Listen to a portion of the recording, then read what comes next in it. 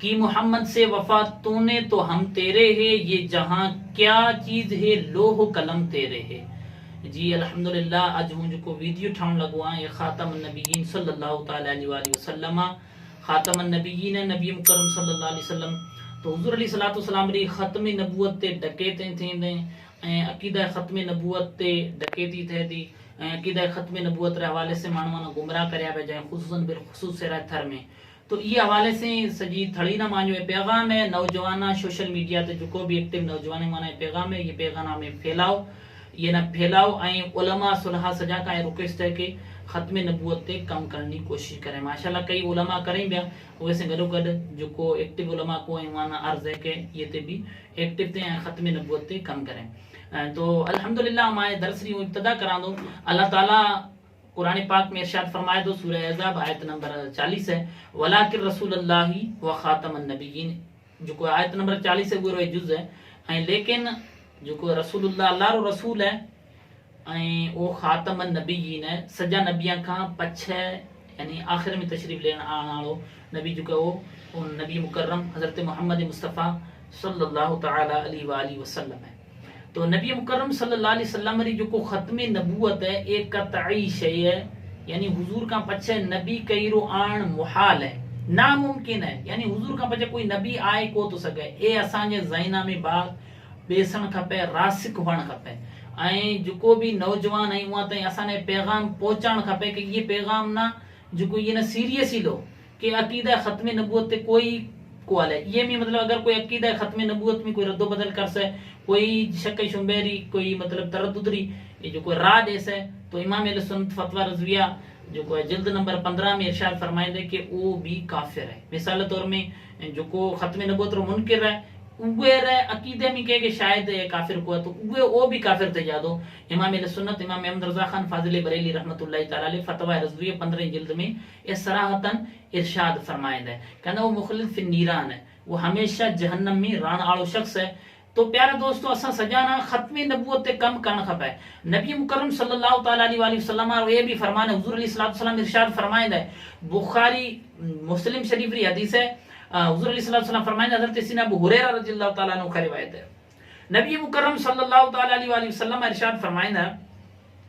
मां जी मिसाल है साबिका अंबिया किराम अलैहिस्सलातु वस्सलाम ई का मोर जो अंबिया किराम नबी अलैहिस्सलातु वस्सलाम गुजरिया उहारी मिसाल है मां जी मिसाल ई है कि जी कोई एक शख्स घर ना ठाए दो, घर ठाइंदा वडो खूबसूरत घर ठाइंदा वडो हसीन जमील घर ठाइंदा, घर ठाउण का पछे हुए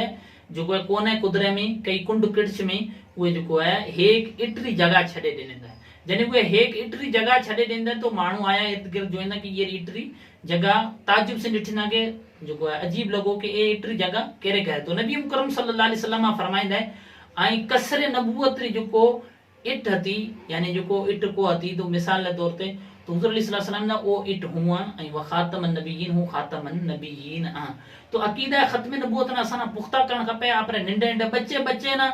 ये बात सुना चरा कि हुजूर अलैहि सलाम आखिरी नबी है, ज़ाइना में रासिक करे चरा ये बात ना कि नबी मुकर्रम सल्लल्लाहु अलैहि वसल्लम आखिरी नबी है, आखिरी नबी है। ऐं जॾहिं भी बात करा हदीस री बात करा कि हुजूर रो फरमान है तो अल्लाह ताला रे आखिरी नबी मोहम्मद मुस्तफ़ा आखिरी नबी रो फरमान है, अहमद मुजतबा सल्लल्लाहु अलैहि वसल्लम अल्लाह ताला रे आखिरी नबी रो फरमान है। तो अड़े तरीके से असांजे नौजवाना वडाना निंडाना ए ज़हन में बात आ जाए, औरताना मर्दाना सज्जार ज़हन में ये बात होना कपे हुजूर आखिरी नबी है,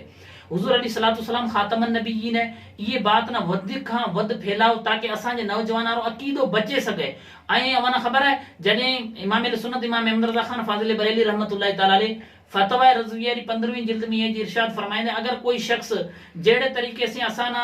मिसाल तौर में ये मनन जरूर ये ला इलाहा इल्लल्लाह अल्लाह का सिवा कोई इबादत रे लायक कोई नहीं, अल्लाह ताला एक है, अल्लाह ताला अहद है समद है वाहिद है ऐं उहेरो कोई शरीक कोई नहीं, ये मनन असान जे ला फर्ज अव्वल है। एड़े तरीके से नबी मुकर्रम सल्लल्लाहु अलैहि वसल्लम ना खातम नबिय्यीन मनन भी फर्ज अव्वल है। तो ये अकीदा ना पुख्ता करो, नौजवाना ने बात सुनाओ, निंडाना भी ये बात सुनाओ, वडाना भी ये बात सुनाओ कि हुजूर खातमन नबिय्यीन है, हुजूर खातमन नबिय्यीन है, मोहम्मद मुस्तफ़ा सजा खां आखिरी नबी, अहमद मुजतबा सजा खां आखिरी नबी। जो